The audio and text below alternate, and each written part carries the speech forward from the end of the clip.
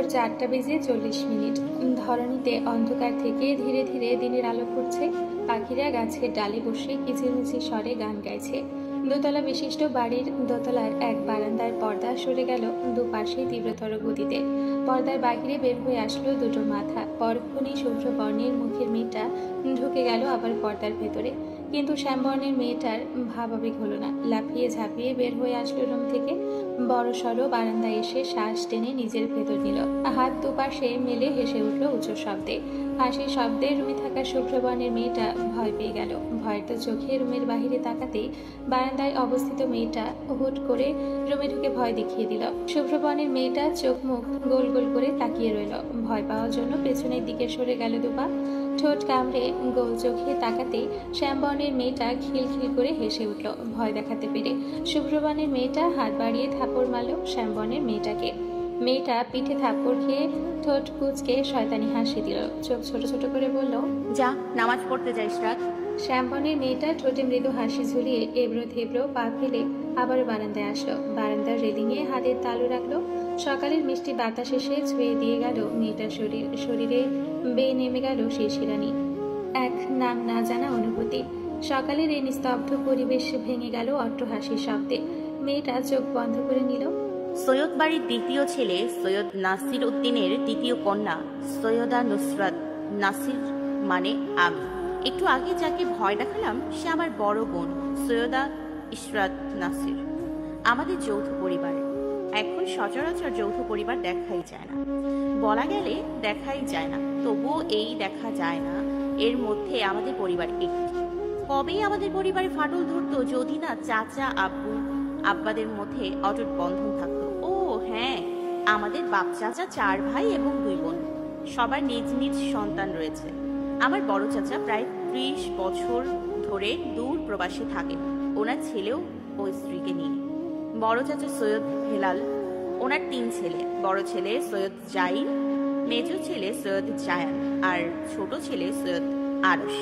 গত 12 বছর ধরে ওনারা দেশে আসেননি বিভিন্ন সমস্যার জন্য। কবে আসবেন তাও জানি না। তারপরেও এখনো পরিবার সামলাচ্ছে বড় চাচা। বড় চাচাকে আমার বিশেষ পছন্দ না। দ্বিতীয় আমার আব্বা আর সেজ চাচা সৈয়দ সোহেব। চাচুর এক ছেলে এক মেয়ে। ছেলের নাম ইরহাম আর মেয়ের নাম অনিকা। ইরহাম হলো আমার বন্ধু আর অনিকাটা ন্যাকাহর। ধরুন, একে আমি 2 চোখে সহ্য করতে পারি না। ছোট চাচু সৈয়দ সোহেব, ওনার 2 সন্তান, বড় মেয়ে আরিশা আর ছোট ছেলে আহান। দুটো দেখতে পুরো রসগোল্লার মতো, গুলুমুলু সাথে সাদা। ও হ্যাঁ, আরেকটা কথা বলতে ভুলে গেলাম। সৈয়দ বাড়িতে আমি একমাত্র শ্যামলা বর্ণের আর সবাই সুন্দর। এক একজনের তুলনায় দেখতে সুন্দর ও শুভ্র। বড় ফুপু লুৎফা বেগম 3 সন্তানের জননী। বড় মেয়ে সাজিদা, বিবাহ হয়েছে 7 বছর আগে। এক ছেলে সন্তানও আছে। মেজ ছেলে আশিক বড় চাচার ছোট ছেলে আরশের বয়সী। ছোট মেয়ে মোমো আমার আর ইরহামের বয়সী। আমাদের ফ্যামিলিতে এত এত মানুষ, অনেক সময় আমি নিজেই ভুলে যাই ওদের নাম। যাই হোক, ও নো, আরেকটা কথা বলতে ভুলেই গেলাম। পুরো কাজিন গ্রুপে আমাকে বেয়াদ্দব নামে আখ্যা দেওয়া হয়। রিলেটিভরাও আমাকে বেয়াদ্দব, অভদ্র, বেটা ছেলে মানে নামে ডাকে। কেউ কিছু বললেই বলে ওই নাসিরের বড় মেয়েটা যেমন ভদ্র, ছোট মেয়েটা তার থেকে দ্বিগুণ অভদ্র, বেয়াদব। এই বেয়াদব নামটা আমার জটিল পছন্দ। সবাই যখন বেয়াদব বলে আমায় ডাকে তখন নিজের কাছে ঝাক্কাস লাগে। পেছন থেকে এসে ইশরাত আমাকে চেপে ধরতেই চোখ মেলে তাকালাম। ইশরাত ভ্রু নাচিয়ে জিজ্ঞেস করলো, কি চিন্তা করছিস? নুসরাত চুপ করে দাঁড়িয়ে রইল। সূর্য ধীরে ধীরে নিজের তেজ ধরণীতে ফেলে ধরণীকে অভিভূত করছে। বাগানে ফুলের গাছগুলো কিছুটা মিয়ে পড়েছে এই কয়েকদিনের রোদের কারণে। সকালে সে মিষ্টি বাতাস এতক্ষণে ঢাকা পড়েছে সূর্যের তেজে। ইশরাত এসে রেলিংয়ে নুসরাতের পাশ ঘেঁষে দাঁড়ালো। ঠোঁট কামড়ে চেয়ে রইল সামনের দিকে। ধীরে ধীরে সৈয়দ বাড়ির পিছঢালা উঠোনে এসে জড়ো হলেন নাসির সাহেব, সোহেব সাহেব, সোহেদ ও ঘুমন্ত ইরহাম। সোহেবের জোর গলার আওয়াজ নিচ থেকে বারান্দা পর্যন্ত স্পষ্ট শোনা যাচ্ছে। গলা উঁচিয়ে সোহেব ইরহামকে ধমকাধমকি করছেন ঘুমানোর জন্য। ইরহাম তবুও নিভু নিভু চোখে চেয়ে আবার চোখ বুজে ফেলছে। নুসরাত মনে মনে গুনল 1 2 3। গোনার আগেই গালে দাবাং থাপ্পড় পড়ল ইরহামের। এক থাপ্পড় খেয়ে ইরহামের ঘুম হাওয়া হয়ে গেল। গালে হাত দিয়ে ঠোঁট কামড়ে চেয়ে রইল অবাক চোখে সোহেবের দিকে। এটা প্রতিদিনের কাজ। ইরহাম থাপ্পড় খেয়ে সোহেবের দিকে হা করে তাকিয়ে থাকবে, তারপর কাঁদো কাঁদো গলায় জিজ্ঞেস করবে, আপু মারলে কেন? আজও সেম প্রশ্ন জিজ্ঞেস করলো সোহেবকে। আবু মারলে কেন? আর একটা খাবি? ইরহাম দুপাশে মাথা নাড়িয়ে না করলো। সোহেব বললেন, ঘুম খেয়েছি নাকি আর একটা থাপ্পড় মারবো? এত বড় ধারণা ছেলে, ওনাকে ঘুম থেকে তুলে নামাজ পড়াতে হয়, হাঁটতে বের করতে হয়, যত সব খুবিশগিরি। ইরহামের মুখ চুপসে গেল। এটা তার বাপ না মির্জাফর? তাকে থাপ্পড় মারতে একটুও হাত বাঁধে না? তার ফুলের মতো টসটসে গাল। এই লোক থাপ্পড়ে রক্তাক্ত করে ফেলছে। ঠোঁট কামড়ে সামনের দিকে তাকিয়ে রইল। ঘুম পূর্ণ না হওয়ার জন্য চোখের কোণ বেয়ে পানি এক ফোঁটা গড়ালো। ইরহাম হাতের তালু দিয়ে চোখের কোণ ঘষে মুছে নিল। সোহেব বকাবকি করে ভাইদের সাথে পা মিলিয়ে চলে গেলেন গেটের দিকে। ইরহাম নড়বড়ে পা বাড়ালো বাবার পেছনে। হাঁটতে হাঁটতে চোখ বারবার ঘষে নিল যাতে ঘুম চোখ থেকে চলে যায়। নুসরাত আর ইসরাত দুজনের দিকে তাকিয়ে দীর্ঘশ্বাস ফেলল। রোজ এই নাটক দেখতে দেখতে তারা দুজন বিরক্ত, তবুও ইরহামের বিরক্তি আসে না। ঘড়িতে সকাল 8টা বাজতেই ডাইনিং টেবিলের সামনে দেওয়ালে মোটা ঘড়িটা উচ্চ শব্দে বেজে উঠল। বাড়ির কর্ত্রীরা পা চালিয়ে খাবার নিয়ে এসে রাখতে লাগলেন টেবিলের উপর। সকল রুমের দরজা খোলার তীব্র শব্দ শোনা গেল। একে একে দপদপ করে সিঁড়ি বেয়ে নিচে নামা শব্দ হলো। 8টা 15 এসে সবাই নিজ নিজ জায়গা দখল করে নিল। নিজ নিজ প্লেট টেনে নিল নিজেদের দিকে। মেহেরুন্নিসা সৈয়দ বাড়ির কর্ত্রী, তিনি এসে বসলেন মাঝের চেয়ারে। তার বরাবর যে সোজা চেয়ার, সেটা খালি রইল, কেউ বসলো না সেখানে। মেহেরুন্নিসা দীর্ঘশ্বাস ফেললেন। ছেলেটাকে দেখেননি সামনাসামনি আজ 12 বছর হয়ে গেল। আসবো আসবো বলে 12 বছর কাটিয়ে দিল, তারপরও আশা হলো না। চোখের কোণে জমা হলো হালকা পানি। তর্জনী আঙ্গুল দিয়ে মুছে নিলেন সকলের অগোচরে। নুসরাত চোখ উল্টে নিল মেহেরুন্নিসার কাণ্ডে।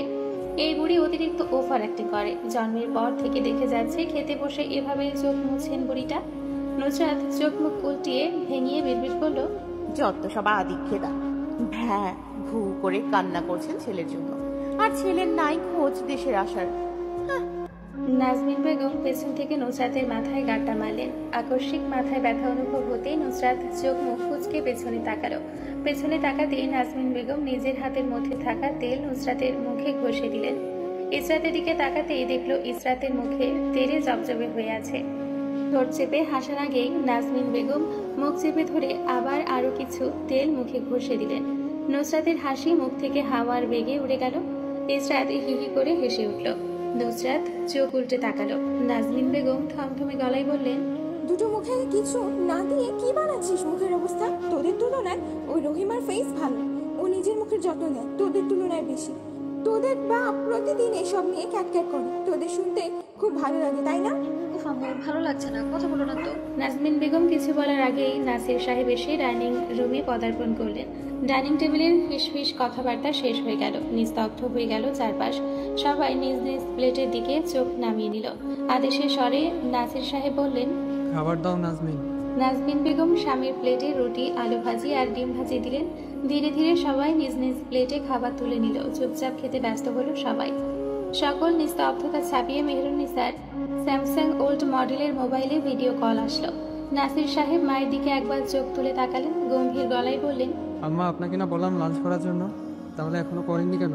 মেহেরুন্নিসা মাছি তাড়ানোর মতো নাসির সাহেবের কথা উড়িয়ে দিলেন। ভেঙচি কেটে বললেন, আমি কানে শুনবার পারি না, তাই তো এই ইংটোন দিয়েছি। তোমার বেশি কথা কইবার লাগবো না। এই ইংটোনে সমস্যা হলে তুমি কানে তালা লাগাই আলো। নাসির সাহেব কথা বাড়ালেন না। প্লেট থেকে ডিম ভাজিকে ছুরি দিয়ে কেটে 3 পিস করলেন।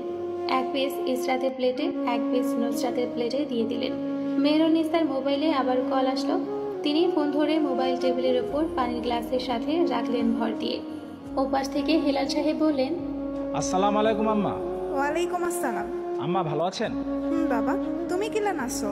যেরকম দেখছেন। হেলাল সাহেবের পাশ থেকে কেউ ফিসফিস করে বলল, পাপা বলে দাও না। মেহেরুন্নিসা কপালে ভাঁজ ফেলে বললেন, কি কইবা হেলাল? হেলাল সাহেব ধমক দিলেন কাউকে। তারপর ভিডিওর দিকে তাকিয়ে বললেন, আম্মা একটা কথা বলার ছিল। এত হিয়ালি না কইরা আসল কথা কও আব্বা। ও পাশের ছেলেটা হয়তো বিরক্ত হলো। হেলাল সাহেবের হাত থেকে মোবাইল টেনে নিল নিজের কাছে। বড় গলায় সালাম দিল। মেহেরুন্নিসা সালামের উত্তর দিলেন। জিজ্ঞেস করলেন, কি হয়েছে আরস? আরস নাম শুনতেই নুসরাতের কপালে গাঢ় ভাঁজ পড়ল। ইসরাতের দিকে আর চোখে তাকাতেই দেখলো ইসরাতও তার দিকে তাকিয়ে আছে। ইশারায় দুবোন কিছু কথা বলে নিয়ে নিজ নিজ খাবার খেতে ব্যস্ত হলো। আরশ গম্ভীর গলায় ফোনের উপাস থেকে বলল, দাদি, দুদিন পর পাপা দেশে আসছে। এটা বলতে গিয়ে পাপা বারবার থেমে যাচ্ছে। আপনাদের সবাইকে জানিয়ে আসতে চেয়েছিলেন, তাই আমি জোর করে পাপাকে কল দিয়ে জানিয়ে দিলাম। নুসরাতের কপালের ভাঁজ শিথিল হলো। হেলাল সাহেবের দেশে আসার কথা শুনে নুসরাতের মেরুদণ্ড দিয়ে বয়ে গেল আলাদা ধরনের শিরশিরানি বাতাস। হাতের রোম ধীরে ধীরে খাড়া হয়ে গেল। নুসরাত অবাক চোখে তাকিয়ে নিজের হাত পায়ের অস্বাভাবিক কম্পন দেখল। ততক্ষণে খাবার টেবিলে এক প্রকার হইচই লেগে গেছে। সবাই খাওয়া দাওয়া থামিয়ে একের পর এক প্রশ্ন করে চলেছে। মেহরুন্নিসার চোখ অশ্রুসিক্ত। সাদা শাড়ির কোণ দিয়ে চোখে জল মুছলেন। আরে দাদি, কাঁদছো কেন? এই জন্য পাপা তোমাকে জানাতে চাই।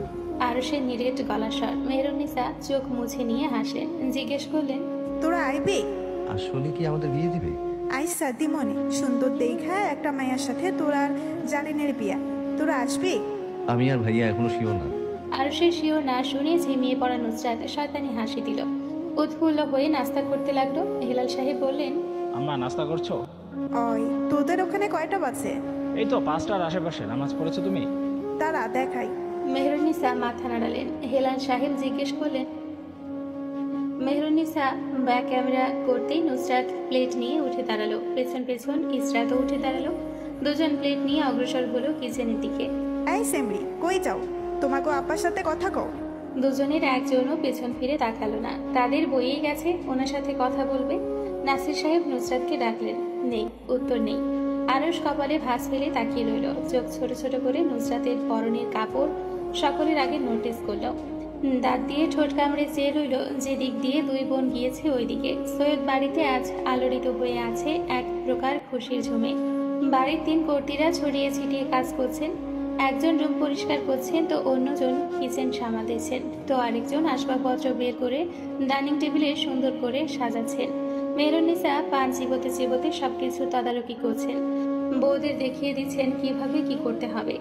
বাড়ির মহিলারা কাজ করতে থাকলেও এই বাড়ির 4 মেয়ে এটি আছে নিজেদের রুমে। 4 জনের একজনও নিজেদের রুম থেকে বের হয়ে এসে সাহায্যের হাত বাড়িয়ে দিলেন না মা চাচিদের। বাড়ির 3 কর্তী সব কাজ নিজেরা সামাল দেওয়ার চেষ্টা করছেন। অনেকক্ষণ পর নাজমিন বেগম কিচেন থেকে ঝিমুনো পায়ে বেরিয়ে এসে বসলেন ধপ করে সোফার উপর। মৃদু কণ্ঠে ঝর্ণা বেগমকে ডেকে উঠলেন, শেষ যা তো গিয়ে দেখে আয় মেয়েগুলো কি করছে। আর গোসল না করলে বল তাড়াতাড়ি গোসল করার জন্য। তোদের ভাই একটু আগে ফোন দিয়ে বললো লন্ডনের ফ্লাইট কিছুক্ষণ আগেই ল্যান্ড করেছে। ঝর্ণা বেগম হাত ওড়নায় মুছতে মুছতে বের হয়ে আসলেন স্টোর রুম থেকে।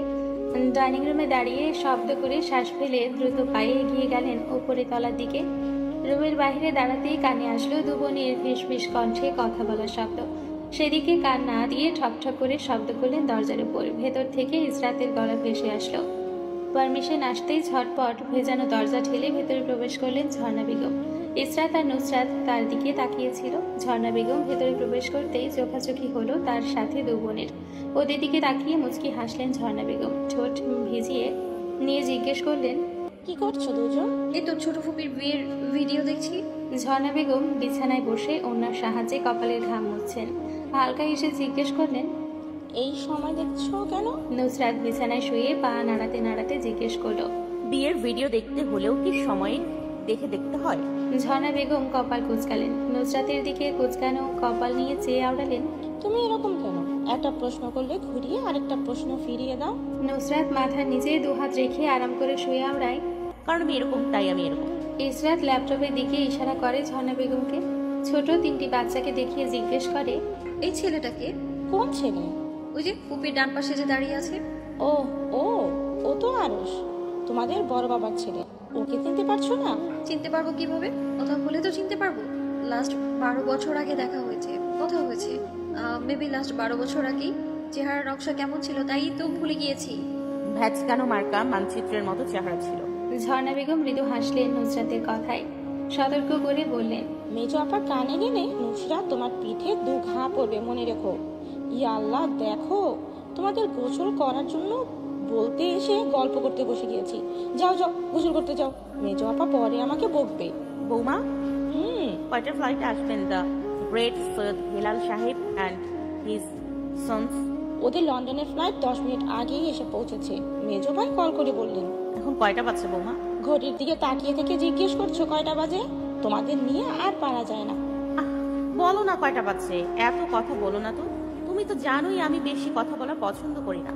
ঝর্ণা বেগম ভেঙচি কাটলেন নুসরাতকে। ঝটপট রুমের বাহিরে বের হতে হতে গলার আওয়াজ বাড়িয়ে বললেন, 1:15। ঝর্ণা বেগম বের হওয়ার আগে ইসরাত আবারও পিছু রেখে জিজ্ঞেস করলো, লন্ডনের ফ্লাইটে ওরা আসবে কেন? ঝর্ণা বেগম মাথায় হাত রেখে ঈষৎ চোখ কুঁচকে বললেন, আরে বোকা মেয়ে, ফ্রান্স থেকে আসলে সোজা ঢাকায় আসতে হবে। ফ্রান্সের ফ্লাইট সিলেটে এখনো করা হয়নি, কিন্তু ট্রানজিট ফ্লাইটের মাধ্যমে আসা যায়। তাই ওরা ফ্রান্স থেকে 2 ঘন্টা জার্নি করে লন্ডন আসছে, এরপর সরাসরি সিলেট আসছে। বুঝেছো? এবার আমি যাই। 1 মিনিট, ওরা চাইলে তো সোজা ঢাকা চলে আসতে পারতো, তাহলে এত পেঁচিয়ে আসার মানেটা কি? ওসব তোমাদের বড় বাবার কার সাথে নিম্নমানের একটা উদাহরণ। এরপরে কি কি হয় শুধু দেখো। আর কিছুক্ষণ পর তো এখানে এসে পড়বেন, তখন দেখে নিও। ঝর্ণা বেগম কথা শেষ করে বের হয়ে যাওয়ার পর নুসরাত ইসরাতকে ধাক্কা দিল গোসলে যাওয়ার জন্য। ইসরাত নুসরাতকে ধাক্কা দিল, একজন আরেকজনকে ধাক্কা দিতে থাকলো গোসলে যাওয়ার জন্য। কিছুক্ষণ পর হার মেনে গোসল করতে চলে গেল ইসরাত। বিছানার মধ্যে অলস ভঙ্গিতে পড়ে রইল নুসরাত। বোঝা গেল গোসল করার কোনো তাড়া নেই তার। রুম থেকে চিৎকার করে ইসরাতের উদ্দেশ্যে বলল, 1 ঘন্টা হওয়ার আগে গোসল থেকে বের হবি না। বের হলে তোকে বারান্দায় ঝুলিয়ে রাখবো রেলিং এর সাথে। দোতলা থেকে হেলে দুলে সিঁড়ি বেয়ে নুসরাত ড্রয়িং রুমে আসলো। মেহরুন্নিসাকে পান বানাতে দেখে এগিয়ে গেল তার দিকে। তারপরেই কোনো আগাম বার্তা ছাড়া ধূপ করে মেহরুন্নিসার নিকট গিয়ে গায়ে গা লাগিয়ে বসে গেল। মেহরুন্নিসা কিঞ্চিত বিরক্ত হলে নুসরাতের এরকম ঘেঁষাঘেঁষি দেখে বিরক্তি নিয়েই বললেন, এই তুই আমার লগে লাইগা বইছস কে? নুসরাত হাসলো। মেহরুন্নিসার আরও একটু গা ঘেঁষে বসে কর্কশ কণ্ঠে বলল, আরে বুড়ি, এত তেজ দেখাও কেন? যেভাবে চ্যাট করে উঠতেছো মনে হচ্ছে আমাকে একটা বিয়ে দিয়ে রাখছো। এখন আমি জামাইরে ঘরে রেখা আয়সা তোমার সাথে ঘেঁষাঘেঁষি করতেছি। মেহরুন্নিসা তেতান মেজাজ নিয়ে তেরসা গলায় জিজ্ঞেস করলেন, তোরে বিয়া করবো কেটা? আমাকে বিয়ে করার জন্য কি লোক কম পড়ছে? একটু বাইরে তাকালে দেখতে পাবে আমার জন্য কত পোলা মজনু হইয়া ঘুরতেছে। আইসে তোর জন্য পোলা মানুষ দিবানা হইয়া ঘুরবো। ওই মজনুই তোর জন্য দিবানা হইব, আর কেউই হইব না, বুঝছস? দাদা, এরকম করছো কেন? তাইলে কি করো? তোর সাথে বইলাতে আমারে ভালোবেসে আদর করে কথা বলবে, এরকম করবে না। শুধু চিরবির করে ওঠো কেন? মনে হয় তোমার উপর কেউ পুরো মরিচ ছিটিয়ে দিয়েছে। ওরে আমার নবাব জাতি, ওনার সাথে আদর করে কথা বলতে হবে। নুসরাত কিছুক্ষণ চুপ করে বসলো। তারপর আরো একটু মেহরুন্নিসার দিকে এগিয়ে গিয়ে কানের কাছে ফিসফিস করে ডেকে উঠল, দাদা। মেহরুন্নিসা নুসরাতকে ঠেলে সরিয়ে দিয়ে অনীহার সহিত বললেন, কি দাদা? আমি তোর দাদি, এই কথা কতবার মনে কয়রা দেওয়ান লাগবো? নুসরাত মেহরুন্নিসার কথায় কান না দিয়ে বিরক্ত করার জন্য আবার ভেঙিয়ে বলে উঠল, আচ্ছা মনে থাকবে দাদা দাদা। এভাবে বলে গান শুরু করলো। কিয়তকাল পর মুখ শক্ত করে নিয়ে সিরিয়াস হয়ে গেল। তারপর মেহরুন্নিসাকে জিজ্ঞেস করলো, দাদা, আজ শুনলাম তোমার নাতিরা নাকি দেশে আসছে। মেহরুন্নিসা নুসরাতের থেকে সরে বসতে বসতে বললেন, তো কি হয়েছে তোর? ঈর্ষা করছিস নাকি আমার নাতিকো? আমি কেন ঈর্ষা করব তোমার নাতিদের? আমার মনে হয় খেয়ে দে কাজ নেই, এসব ঈর্ষা করার থেকে আরো বড় বড় কাজ আমার কাছে আছে। সামান্য ঈর্ষা করে আমি এই নুসরাত আমার টাইম ওয়েস্ট করি না। মেহরুন্নিসা নুসরাতের কথায় ফোরন কেটে বললেন, কাজ তো নাই তোর, সারাদিন নাচানাচি করিস, কোনো কাজ কাম তো করিস না। বিয়ের পর জামাইয়ের বাড়ি গিয়া কি করবি? যখন ধাক্কা দিয়া বাহির কইরা দিবনে তখন বুঝবা আসল মজা। নুসরাত হাসতে হাসতে মেহরুন্নিসার গায়ে ঢলে পড়ল। হাসি তোড়ে মৃদু কণ্ঠে আওড়ালো, আরে বুড়ি, চিন্তা করো না, আমার কাছে একটা আইডিয়া আছে। আর কাজ কাম না করলে জামাইদের বাড়ি থেকে বের করে দিতে পারবে। কিভাবে?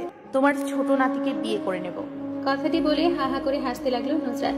আবারও হাসতে হাসতে মেহরুনের গায়ে ঢলে পড়ল। মেহরুন্নিসা বিরক্ত হয়ে নুসরাতকে ঠেলে দূরে সরিয়ে দিলেন। হাত উঁচু করে বললেন, গা ঘেঁষাঘেঁষি করবি না, আরেকবার করলে খুব খারাপ হইব তোর সাথে। মেহরুন্নিসার কথা পাত্তা দিল না নুসরাত। হেসে উড়িয়ে দিল মাছি তাড়ানোর ভঙ্গিতে। গোসল শেষ করে ইসরাত উপরের তলা থেকে নিচের তলায় নামছিল। মেহরুন্নিসা ইসরাতকে খেয়াল করে বললেন, আমার সন্না নাতনিটা আইছে, ওর মতো হইতে পারিস না, সারাদিন শুধু হাহা হিহি করিস। নুসরাত একবার বোনের দিকে তাকালো তো একবার দাদির দিকে তাকালো। দাদির মুখ খুশি খুশি। নুসরাত তার কারণও জানে, এত হাসি কেন মেহরুন্নিসার মুখে। মেহরুন্নিসা হাত বাড়িয়ে ইসরাতকে টেনে এনে নিজের পাশে বসালেন। ইসরাতের দিকে ইশারা করে বললেন, ওর মতো কাপড় পরতে পারিস না, সারাদিন বেটা ছেলেদের মতো ঘোরাঘুরি করিস, তোরে বিশ্রী দেখতে লাগে। নুসরাত বোনের কাপড়ের দিকে তাকালো। হালকা নীল রঙের থ্রি পিস পরিধান করেছে, সাথে ম্যাচিং ওড়না ও সালোয়ার পরেছে। প্রসাধনী ছোঁয়া নেই গোলাকৃতি সাদা মুখটায়। ইসরাতের দিকে অদ্ভুত দৃষ্টিতে কিছুক্ষণ তাকিয়ে থেকে হাহা করে হেসে উঠল। হাসার সাথে নিজের গায়ে দু একটা থাপ্পড় মারল। কাউচে থাপ্পড় মেরে মেরে জিজ্ঞেস করলো, তোকে দেখতে আসছে নাকি যে এত সুন্দর হয়ে সেজে গুজে ঘুরছিস? আঙ্গুল তুলে ইসরাতকে ভেঙিয়ে হা হা করে হাসতে লাগলো। মেহরুন্নিসা হাত তুলে নুসরাতের বাহুতে আঘাত করলেন। রাগী কণ্ঠে বললেন, এই তুই আমার নাতনিটারে নিয়ে হাসছিস কেন? চুপ, হাসি বন্ধ কর। হাতে মার খেয়ে মুখ বন্ধ করে নিল নুসরাত, কিন্তু হাসি থামালো না। হাত দ্বারা মুখ ঢেকে মুচকি মুচকি হাসতে লাগলো। এটা তার অভ্যাস। কেউ হাসতে মানা করলে বা সিরিয়াস মোমেন্টে তার হাসি ঠোঁটের নিচে আটকায় না, ঠুস করে বের হয়ে আসে দাঁতের ফাঁক বলে। তাই এবারও তাই হলো। মৃদু শব্দে হি হি করে হেসে উঠল। মেহরুন্নিসা ভ্রু কুঞ্চিত করে বললেন, দেখালো বেলা হাসটার অবস্থা, মার খাইয়া ও হাসতাছে।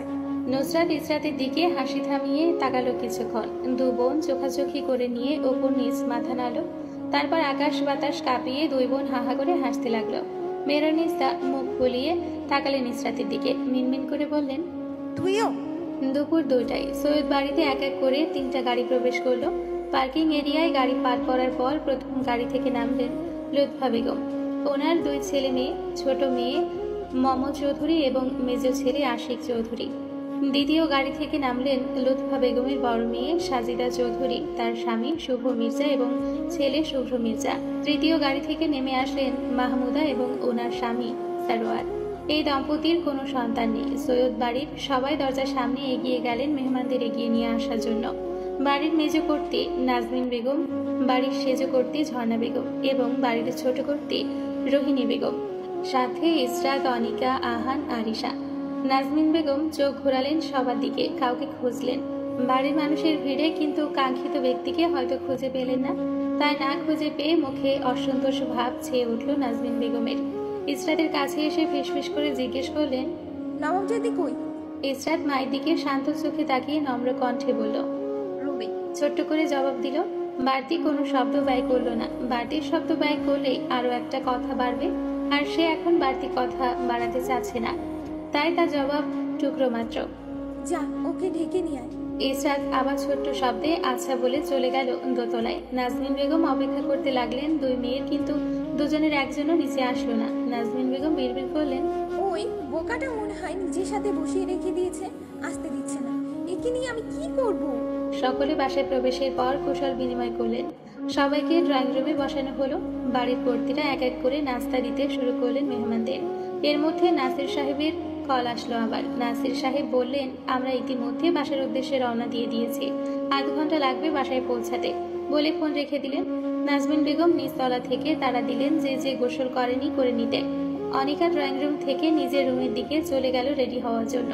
নাজমিন বেগম যাদের উদ্দেশ্যে বললেন, শেষ, আমি একটু আসি, তুই আর ছোট একটু এই পাশটা সামলা। নাজমিন বেগম দোতলার সবার প্রথমে বেডরুমে গেলেন। গিয়ে খেয়াল করলেন ইসরাত মোবাইলে ফেসবুক স্ক্রল করছে আর নুসরাত বিছানার নিচের দিকে মাথা দিয়ে বিছানার উপর পা রেখে শুয়ে আছে আর কাকের মতো কাকা করে গান গাইছে। জানতো যদি নুসরাত রানী বাঁচবে, কতদিন বানাইতো 5 তলা বিল্ডিং হরিয়ার রঙিন। নাজমিন বেগম ধমকের স্বরে নুসরাতের গানের মাঝখানে বলে উঠলেন, এই তুই এখনো গোসল করিসনি? এই যা গোসল করতে। হাত তুলে মারার জন্য এগিয়ে গেলেন বিছানার দিকে নাজমিন বেগম। আরে মা, যাচ্ছি বলে নুসরাত এক লাফে বিছানা থেকে নেমে বাথরুমের দরজা দিয়ে ভেতরে ঢুকে গেল। তারপর শক্ত হাতে শব্দ করে দরজা লাগিয়ে দিল নাজমিন বেগমের মুখের উপর। ইসরাতের দিকে তাকিয়ে নাজমিন বেগম বললেন, কাপড় চেঞ্জ কর, কাপড় থেকে নতুন কাপড় পরে নিবি। আম্মা, এটা তো নতুন। চেঞ্জ করতে বলেছি মানে চেঞ্জ করবি। আমি তোমাকে আদেশ দিয়েছি, জিজ্ঞেস করে নিস। রাত ইসরাত হ্যাঁ ভঙ্গিতে মাথা নাড়ল। সন্তুষ্ট হয়ে নাজমিন বেগম কিচেনে চলে গেলেন। নাজমিন বেগম চলে যেতেই ওয়াশরুমে দরজা খুলে মাথা বের করলো নুসরাত। রুমের চারিদিকে মাথা ঘুরিয়ে দেখলো নাজমিন বেগম আছেন কিনা। ওয়াশরুমের দরজার সামনে দাঁড়িয়ে কুকু করে শব্দ বের করলো মুখ দিয়ে। নুসরাতের এই রকম অদ্ভুত শব্দ বের করা দেখে ইসরাত মাথা ঘুরিয়ে ওয়াশরুমের দিকে তাকালো। ভ্রুকুচকে জিজ্ঞেস করলো, কি হয়েছে? আম্মা চলে গিয়েছে? ইসরাতের বলতে দেরি হয়েছে। লাফ দিয়ে বিছানার উপর নুসরাতের আসতে দেরি হয়নি।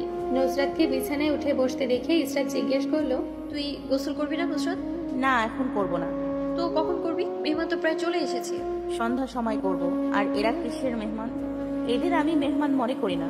তুই একটু বেশি ইম্পর্টেন্স দিয়ে দিচ্ছিস না এদের। চিল ব্রো, চিল। এদের বেশি পাত্তা দিবে না। পাত্তা দিলেই মাথায় চড়ে বসবে। So be careful. আচ্ছা, কথা শেষ হওয়ার পর নিচে গাড়ি আসার শব্দ হলো। দু বোন নিজেদের দিকে তাকিয়ে এমন ভাব করলো যেন ওরা কোনো মেহমান না। তারপর ঠাস করে বিছানায় শুয়ে সিলিং ফ্যানের দিকে তাকিয়ে থাকলো নুসরাত। আর ইসরাত মোবাইল স্ক্রল করতে লাগলো। মে মাসে দুপুরবেলায় কাঠফাটা রোদে শরীর পুড়ে যাওয়ার উৎপাত।